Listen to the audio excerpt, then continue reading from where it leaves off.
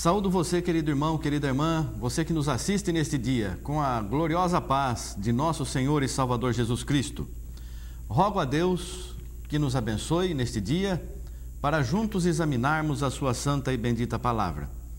Que possamos ter compreensão da vontade de Deus para as nossas vidas, para que então possamos viver o Evangelho na sua plenitude, cumprindo tudo aquilo que Deus quer de nós.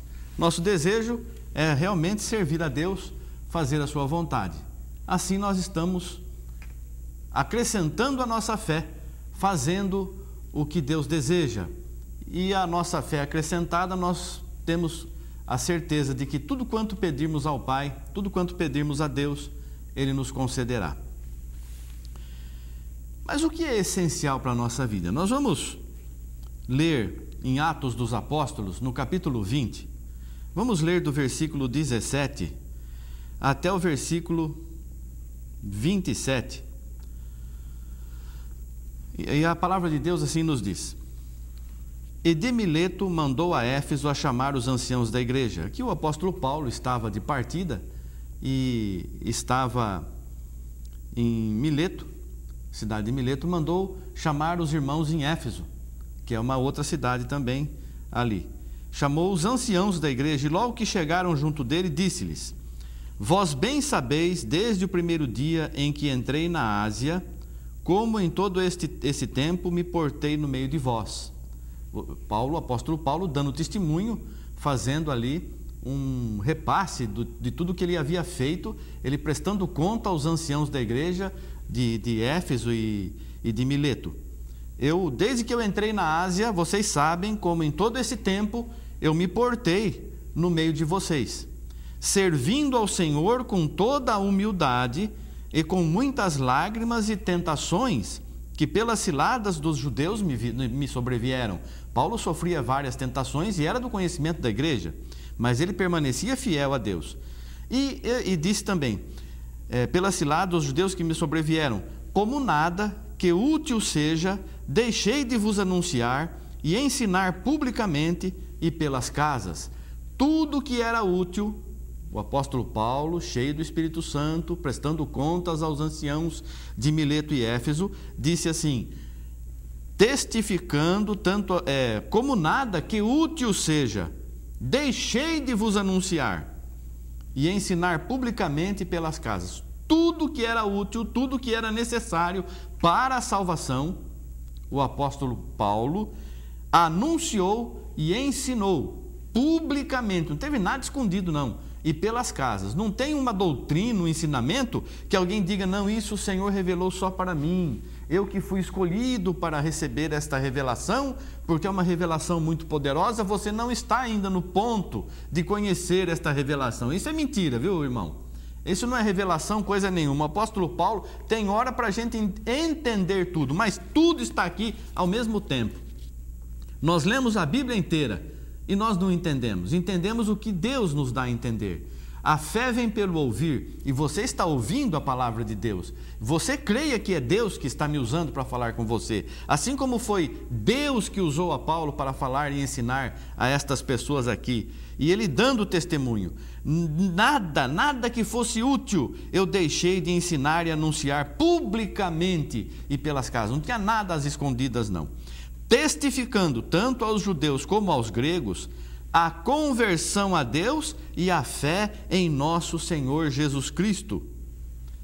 Testificando e ensinando e insistindo para que a pessoa se convertesse a Deus, mudasse o seu caminho e passasse a fazer a vontade de Deus, esse novo caminho, e tivesse fé no Senhor Jesus Cristo.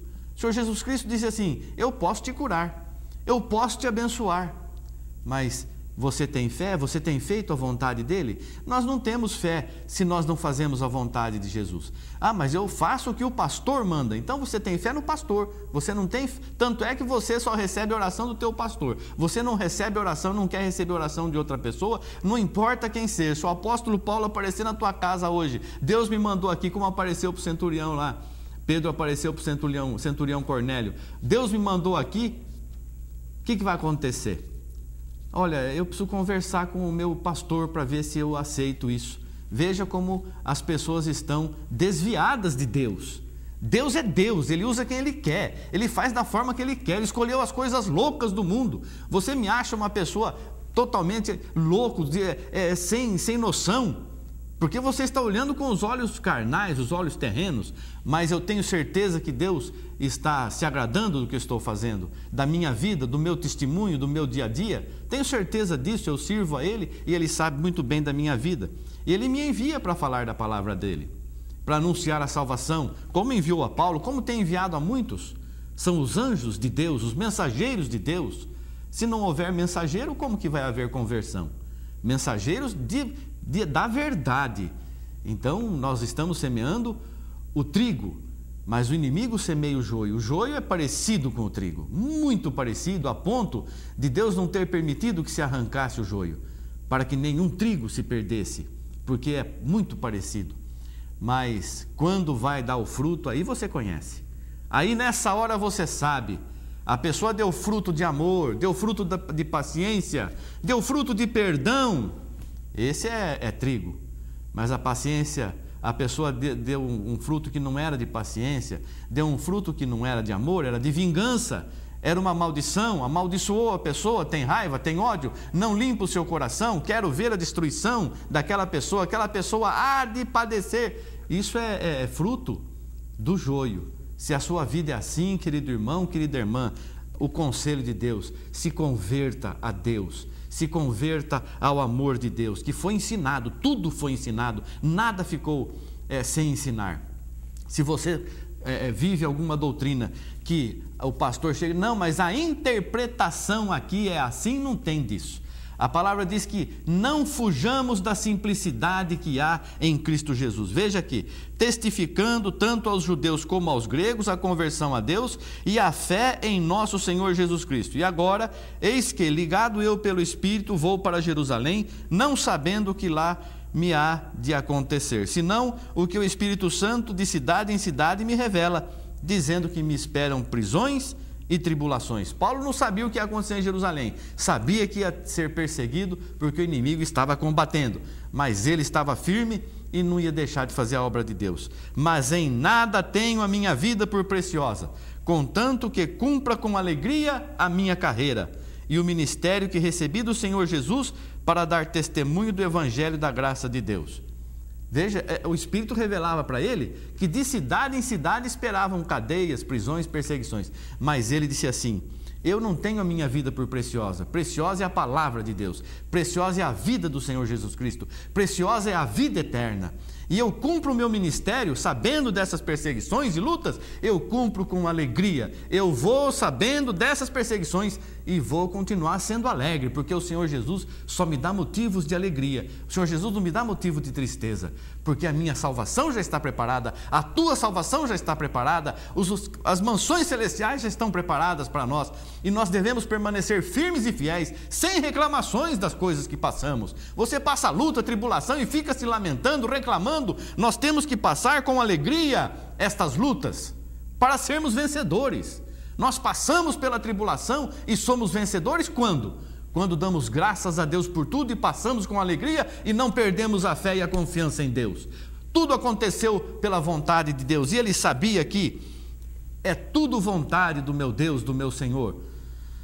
Mas a pessoa passa pela luta, pela tribulação, reclamando, blasfemando, dizendo que não é filho de Deus mais, esquecendo do amor de Deus por ela. O diabo venceu essa pessoa, fez com que a pessoa perdesse a confiança, perdesse a fé, perdesse a comunhão, não fosse mais nos cultos. Você não está indo nos cultos por quê? Por causa da luta? Aí que você tem que mais comparecer no culto, perseverar em oração, estar na presença dos irmãos, mostrar que você confia em Jesus Cristo, que embora a luta seja grande, Jesus é mais poderoso que o inimigo e Jesus nunca experimentou derrota. Então nós vemos aqui ainda, e agora, na verdade, sei que todos vós, por quem passei pregando o reino de Deus, não vereis mais o meu rosto. Paulo estava se despedindo, vocês não vão mais me ver, e tudo que eu tinha que ensinar, eu ensinei, tudo que eu tinha que falar, eu falei, e tem muitas coisas que às vezes você segue que Paulo não ensinou não.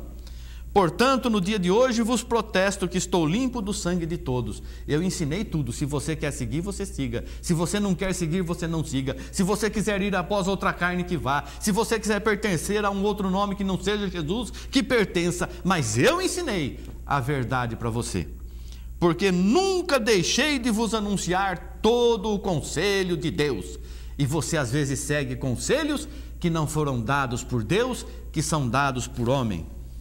A palavra exorta ainda aos pastores: olhai, pois, por vós e por todo o rebanho, sobre que o Espírito Santo vos constituiu bispos, para apacentardes a igreja de Deus, que ele resgatou com seu próprio sangue. Porque eu sei isto, que depois da minha partida entrarão no meio de vós lobos cruéis, que não perdoarão o rebanho.